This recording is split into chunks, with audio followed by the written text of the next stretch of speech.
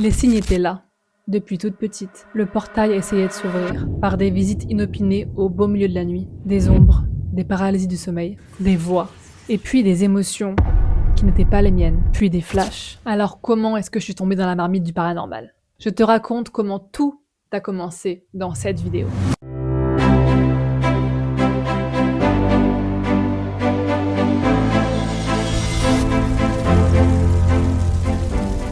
Welcome, welcome et bienvenue dans le royaume des mystères. Aujourd'hui, on plonge dans une histoire, alors pas vraiment une histoire, mais mon histoire paranormale, d'accord? Comment tout a commencé? Parce que c'est bien beau là, de raconter plein de choses sur ma vie, voilà, je donne des conseils sur l'intuition, je suis médium, je raconte énormément de choses mystiques, paranormales, etc. Mais comment ça a commencé? Vraiment? Qu'est-ce qui s'est passé? Quels ont été les signes, les choses, les expériences, les visions, les flashs, enfin bref, énormément de choses sont passées, donc c'est exactement ce dont on va parler aujourd'hui. Donc si c'est pas encore fait, qu'attends-tu pour t'abonner à la chaîne avant que les esprits viennent te manger? Non, je rigole, mais c'est vraiment important pour moi, donc je serais vraiment trop contente que tu le fasses. Tu peux aussi commenter, t'abonner et partager à quelqu'un qui pourrait apprécier ce genre de contenu très croustillant. C'est parti pour un retour en enfance, on commence tout de suite.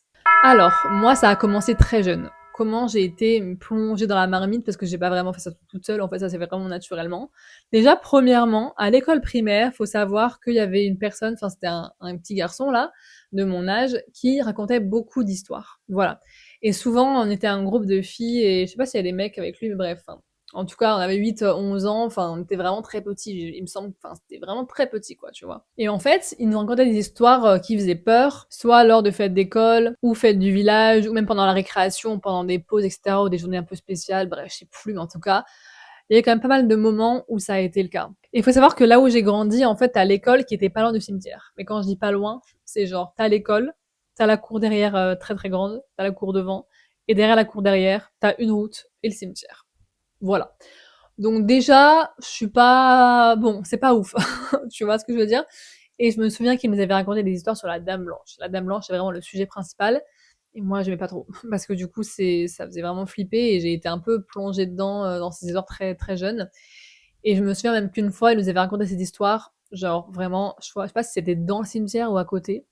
Mais je crois qu'il l'avait déjà fait dans le cimetière. À mon avis, il l'a fait dans le cimetière et moi, j'étais pas allée parce que j'avais trop peur. Et d'autres filles de mon âge, c'était pas allées non plus en même temps. Qui fait ça à 10 ans? Genre, qui? Parce qu'en plus, c'est des histoires qui sont, voilà, qui sont des légendes, mais c'est assez connu, tu vois. Moi, je viens de l'Auvergne-Rhône-Alpes, enfin, en plus dans la campagne, etc., des routes de campagne, ça vient un peu de là, enfin, pas forcément de cette région-là, mais voilà, ça vient de là, l'histoire de la Dame Blanche, et franchement, c'est pas super rassurant, quoi. Et en plus, voilà, ça parle d'une route, etc., je vais pas forcément expliquer le détail, mais regardez des frais d'horreur sur ça. En fait, il y avait une très grande route nationale qui traversait pas loin de là où j'étais, quoi, de mon village et de l'école primaire où j'étais. Et en fait, moi je pensais à cette route-là et vraiment, ça faisait vraiment très flipper. Donc déjà, il y avait ça. Déjà, on commence par ça. Et aussi, quand j'étais petite, alors je sais pas si c'était le même âge, je pense que c'était un peu plus vieille quand même. Enfin, je suis pas trop sûre parce que c'est un peu mélangé, mais bon, on va dire que j'étais petite, un peu dans ces mêmes âges-là. J'ai commencé à sentir des présences. Alors moi, j'ai pas forcément vu des personnes, j'ai pas vu comme je te vois toi, je vois pas de mes yeux vus, mais j'ai quand même ressenti des choses que je ne savais pas expliquer et que je n'ai pas parlé, enfin, j'en ai parlé vraiment à personne. C'est comme des présences qui me réveillent la nuit. Je dormais, j'arrivais à m'endormir, plus ou moins. Par contre, quand je me réveillais la nuit ou j'étais dans mon lit, etc., en fait, je me cachais sous la couette parce que je sentais quelque chose. Je sentais quelque chose, je savais pas ce que c'était, mais je sentais une présence, j'étais pas à l'aise, quoi. Et ça, vraiment, en plus, ces présences-là, il faut savoir que moi, j'ai grandi dans une maison qui date des années 1800. Donc, c'est pas des maisons toutes vieilles, toutes jeunes, quoi. Elles sont assez vieilles, même si c'était une ancienne étable, écurie. Bon, il s'en est passé des choses, quoi, depuis l'époque de Napoléon. D'ailleurs, j'ai fait une vidéo spéciale sur ça, sur les histoires d'horreur, sur cette maison, donc n'hésite pas à le voir. Et en fait, c'est vraiment une présence qui me réveillait la nuit, quoi. Elle me réveillait la nuit, et moi, je me cachais sous les draps, sous la couette, mais je savais pas quoi faire d'autre, hein. Je priais. Je priais pour que ça disparaisse. Et j'avais aucun pouvoir. En fait, je voulais appeler ma maman, mon papa, mais en fait, impossible, parce que déjà, ma chambre était un peu loin de la leur, et de Zio, parce que, en fait, je pouvais pas bouger. J'avais peur que si je partais de mon lit, ça allait m'attaquer ou je sais pas, tu vois. Donc déjà, pas trop rassurant. Et dans cette maison, il y a pas mal de phénomènes un peu bizarres. Enfin, en tout cas, moi, j'avais que des sensations. J'avais que des sensations tout le temps.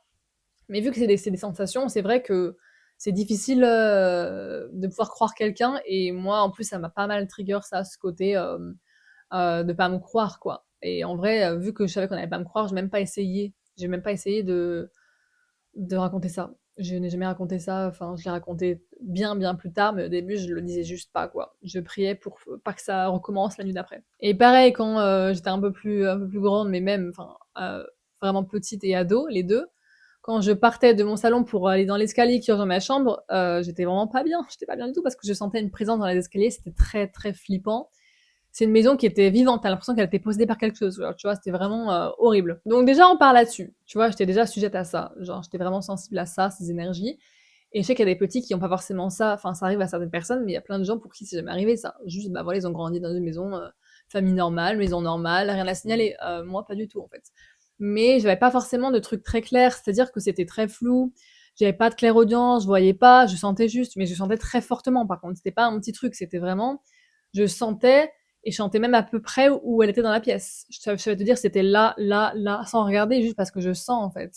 C'était une sorte de sensation innée, quoi. C'est assez fou. Et ensuite, alors je sais pas si c'est dû à ça, c'est un effet de causalité, mais en fait, j'ai commencé à être obsédée par les films paranormaux. Voilà. Alors j'ai commencé ça vraiment très très jeune, enfin moi je trouve ça extrêmement jeune pour mon âge. Quand c'est écrit moins de 16 ans, c'est parce que c'est moins de 16 ans, d'accord? Donc en fait, genre moi j'avais mon père qui me laissait regarder ça, alors que maintenant, genre, moi si je suis parent, je ferais jamais ça, d'accord? Parce que c'est super dangereux et en vrai, ça m'a causé des traumas. Ça m'a causé des traumas parce que j'ai pas pu dormir la nuit pendant longtemps et surtout qu'après j'avais des flashs qui me terrifiaient. Voilà. Donc là, on va dire que ça fait que depuis un an, vraiment, hein, c'est récent, j'ai 26 ans, d'accord? Donc ça fait que depuis un an que j'ai réussi, même pas, en quelques mois, que j'ai réussi à ne plus avoir ces flashs-là. J'ai fait un soin énergétique, j'ai fait un truc, je ne sais plus ce que j'ai fait, mais je sais que j'ai fait quelque chose pour les enlever en fait, parce que c'était un flash, voilà, j'avais le même flash toujours qui revenait le même encore et encore, un esprit au-dessus d'une commode pendant que je dors la nuit, enfin, et en plus quand tu dors, bah, tu dors dans un lit, t'as une commode très souvent dans ta chambre, ce qui est normal. Du coup, à chaque fois, ça me rappelait ce souvenir-là qui était atroce. Donc bref, j'ai pu le libérer, alléluia, amen. Mais ouais, c'est vrai qu'à l'époque, j'allais voir des Conjuring au cinéma, genre, et même je regardais Amityville, enfin, en plus c'est des films, tu sais, c'est pas des trucs, alors, c'est pas des trucs genre, alors, gore, tu vois, même si c'est horrible, les trucs Chucky avec le sang, machin, ça c'est affreux, mais quand c'est vraiment, ça ressemble à la réalité, surtout qu'en plus c'était écrit, cette histoire est tirée d'une histoire vraie. Là t'es en mode, perdona? Parce que moi je croyais en fait ces trucs-là, j'y croyais, c'est parce que je l'avais vécu déjà. J'avais déjà vécu ça quand j'étais petite, donc pour moi c'était logique que ça existe. Après bien sûr j'avais conscience qu'il y avait des effets spéciaux, que c'était un peu ça poussait loin, quoi. Mais pareil, les Warren, j'ai regardé leur histoire, je suis allée fouiller sur Wikipédia, enfin bref. Je suis allée fouiller dans pas mal d'endroits pour comprendre qu'est-ce qui se passait, c'est quoi qu'est-ce qui est vrai dans le film et qu'est-ce qui était faux et tout. Et ça m'a passionnée, en fait, ça m'a passionnée, et jusqu'à que je fasse mes propres recherches et que j'ai mes propres croyances là-dessus. Donc, je rappelle, j'ai 13-14 ans à l'époque, hein, vraiment. Mais c'est fou que j'ai déjà cette conscience-là à cet âge, quoi, de penser à tout ça. Et pareil, 13, 14, 15 ans, mon cheminement se fait, en fait, et mes réflexions aussi. Et là, je commence à me poser des questions du genre, mais attends, du coup, le diable, il existe, le mal existe, j'en suis persuadée. J'en suis persuadée, je sais que ça existe, tu vois. Mais si le mal existe, ça veut dire que le bien existe aussi, techniquement. Mais si le diable existe, ça veut dire que Dieu existe aussi, techniquement. Mais attends, si Dieu invoquait Jésus-Christ, allait se faire exorciser avec une croix, un prêtre, etc., ça terrasse et ça tue le démon, ça veut dire que Dieu est plus fort que le diable, techniquement. Tu vois, enfin, j'avais que des questions comme ça, et en vrai, c'est de là où j'ai compris que, ok, je crois au diable, mais je crois aussi en Dieu. Et moi, j'ai commencé à croire au mal avant de croire au bien. C'est un peu bizarre. Mais de croire, ouais, au démon, tout ça, avant de croire en Dieu, en fait. Parce que c'est par là que j'ai commencé à y croire. C'est grâce aux films paranormaux que j'ai commencé à croire en Dieu. Parce que j'ai fait du catéchisme, j'ai fait des trucs comme ça, mais c'est pas ça qui m'a fait croire en Dieu. Parce que pour moi, ça, c'était juste des petites histoires, là, sympathiques. Non. Et donc là, je me suis dit, ok, en fait, eh ben, je peux faire confiance à Dieu. Je peux faire confiance en Dieu parce que je sais qu'il va me protéger de tout le mal qui peut exister sur Terre. Et donc, à partir de là, ça m'a fait déjà sentir un peu plus rassurée et moins seule. Même si, bien sûr, j'avais toujours peur, hein. J'étais toujours terrifiée, j'avais pas d'outils, j'avais rien, je savais pas quoi faire, j'étais vraiment paumée, quoi. Mais j'avais quand même cette certitude de quelque chose de plus grand existe, Dieu existe, tu vois. Ensuite, on saute un petit peu dans le temps, parce que là, j'ai fait une petite pause, il me semble, je sais plus à quel âge c'était, mais en tout cas, je crois que vers 18 ans, 19 ans, j'ai plus trop eu envie de regarder ça. Et à 21 ans, c'est là qu'a eu mon vrai éveil spirituel. Parce que la porte était déjà ouverte, hein, voilà. Quand j'étais petite, les histoires, après les films paranormaux, les présences dans ma chambre, enfin voilà. Mais là, il s'est passé un truc assez particulier, c'est-à-dire que j'avais une personne, une mentor que je suivais quand je faisais du marketing de réseau, du MLM, qui était très sensible à ça et qui était un peu, alors je sais pas si elle était médium, mais en tout cas, elle avait quelque chose, quoi, elle avait des dons. Elle m'a dit, toi, t'as des personnes qui sont accrochées à toi. Là, je la regarde, je me dis, pardon, de quoi tu me parles en fait là? Comment ça, j'ai des personnes qui sont accrochées à moi? De quoi tu me parles là? Et elle me dit, oui, nanana, enfin, elle me dit, je sais pas, j'en vois deux, etc. Ils sont collés à toi, tout ça, tu devrais peut-être aller voir une énergéticienne. Je dis, une énergie quoi? Une énergéticienne? C'est quoi ce truc? C'est qui? C'est machin? Et donc, je sais pas trop ce que c'est, qui c'est, mais j'entends, je crois que c'était une amie à ma mère qui en parle, etc. Et je me dis, ah ok, tiens, du coup, bref, le lien se fait. C'est la seule que je connais qui habite pas trop loin de chez moi, donc j'y vais. Mais j'y vais assez rapidement, hein. En vrai, je suis allée quoi, je crois dans les semaines qu'on suit, même pas, hein. Vraiment, j'étais assez déter, quoi. En même temps, quand t'entends ça, personnellement, moi, j'ai tout de suite pris au sérieux. Mais parce que j'étais déjà là-dedans, j'étais pas quelqu'un de sceptique, parce que dès le plus jeune âge, j'y ai cru, je l'ai senti dans ma chair, quoi. Donc forcément, je la croyais, quoi. Donc j'y suis allée. Et là, j'avais 21 ans, ok. Et en fait, donc là, l'énergéticienne, elle me fait un soin, etc. Et puis elle me dit pas mal de choses sur ma lignée, surtout ma lignée de femme, la 16e génération. Elle me dit pas mal de trucs. Là, je suis en mode, ok, intéressant que je suis protégée, que je suis très très protégée, mais que mon champ, il est un petit peu comme une passoire. Il y a un peu des trous dans mon champ énergétique parce qu'il est temps que je m'ouvre, quoi, et que je fasse confiance à mes dons, en fait, et que mes dons puissent grandir, s'expanser, s'ouvrir, quoi. Et donc, elle me fait un soin, puis un tirage de cartes, etc. Puis elle me parle de sa formation pour faire des soins énergétiques et des tirages et tout. Et du coup, j'ai fait ça. En fait, j'ai fait ça et je lui ai fait un tirage de cartes, je me rappelle, mais vraiment comme ça au pif. Je savais même pas ce que je racontais. J'étais en mode, oui, il y a peut-être ça, il y a peut-être ça. Vraiment, j'étais que à l'intuition et elle me dit, ben ouais, tu touches juste, en fait. J'étais en mode, ok, donc j'ai quelque chose. Et après, j'ai senti que j'avais du magnétisme dans les mains, j'ai senti que j'avais des choses, vraiment des, je sais pas ça des dons, mais en fait, je suis pas élue, hein. Quand je dis ça, c'est parce qu'on a tous des dons particuliers, et moi, en vrai, ça a commencé par là, quoi. Et en fait, avant que je fasse juste cette formation, parce qu'il y a un petit laps de temps entre le moment où j'ai fait, je suis allée la consulter en tant que consultante, et le moment où j'ai fait la formation, il s'est passé quelques semaines, un truc comme ça. Et ben en fait, j'ai commencé à faire des paralysies de sommeil. Et là, par contre, c'était flippant. Là, c'était très flippant, et cette énergéticienne m'a dit qu'en fait c'est normal, c'est parce qu'il était temps que je me renforce au niveau énergétique parce que là ça commençait à devenir trop poreux. En fait, c'était trop poreux et il était temps que je me forme, quoi. Donc après je me suis formée, j'ai appris à me protéger, j'ai appris à faire énormément de choses dans le monde spirituel. Et donc là j'étais beaucoup plus centrée sur l'énergétique, l'ésotérisme, etc. C'était un peu niveau 1. Pas trop niveau 1 parce que j'ai déjà bien avancé pour mon âge, et je pense que c'est pas une question d'âge, c'est une question d'âge en fonction de ton âme. Tu vois, mon âme, ça fait des années qu'elle connaît ça, en fait. Donc, c'est pas, j'ai pas appris ça hier, quoi. C'est pas une formation qui m'a appris quoi faire, c'est juste, ça m'a rappelé ce que c'est.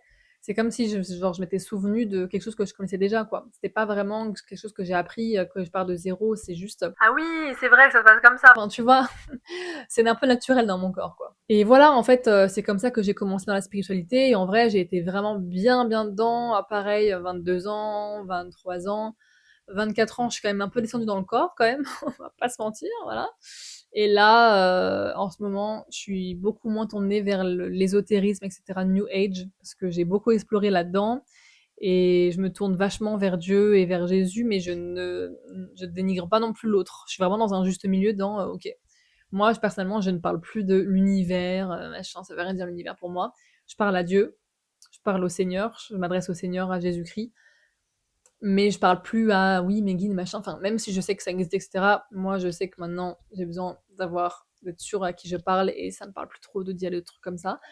Mais pour autant, je crois aux anges, je crois à énormément de choses. Mais maintenant, j'ai appris à faire du discernement et aussi à être un peu plus dans la matière, dans le monde réel, et pas parler que de ça, parce que ça, c'est une chose d'être monté en haut, maintenant, faut redescendre.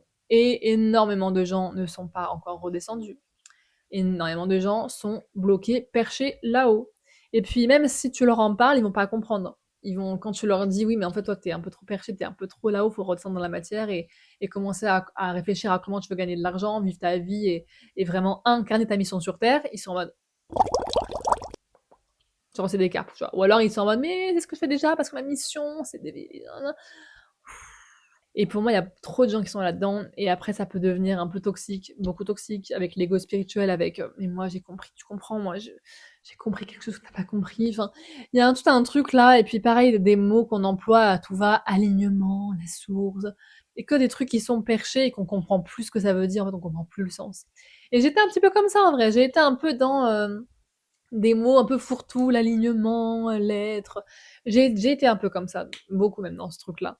Maintenant, c'est des mots que je peux encore employer, mais je veux dire, je suis quand même beaucoup plus cash, beaucoup plus, bah, dans mon concret, quoi. J'essaie vraiment d'avoir une façon de transmettre qui soit genre, humaine, je parle comme une meuf, voilà, j'ai une femme de 26 ans qui a fait son bout de chemin, je parle, de choses concrètes de la vie, genre, c'est un peu la spiritualité sexy, tu vois? Genre, c'est pas, le truc tout lisse, «Oh là là, on dit amen et puis on s'habille en blanc», enfin, moi je comprends pas ça, en fait, c'est boring as fuck. Donc voilà comment j'ai développé, mes dons, enfin développé, comment je suis tombée dans la marmite parce que c'est vraiment la marmite qui est tombée sur moi, c'est pas moi qui suis allée dedans.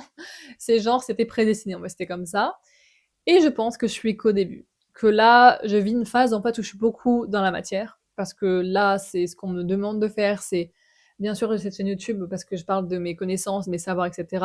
Mais en vrai, le reste de ma vie est très concret. Voilà, j'ai des amis qui sont vachement terre à terre, un peu plus spirituels aussi, mais on parle pas vraiment de ça.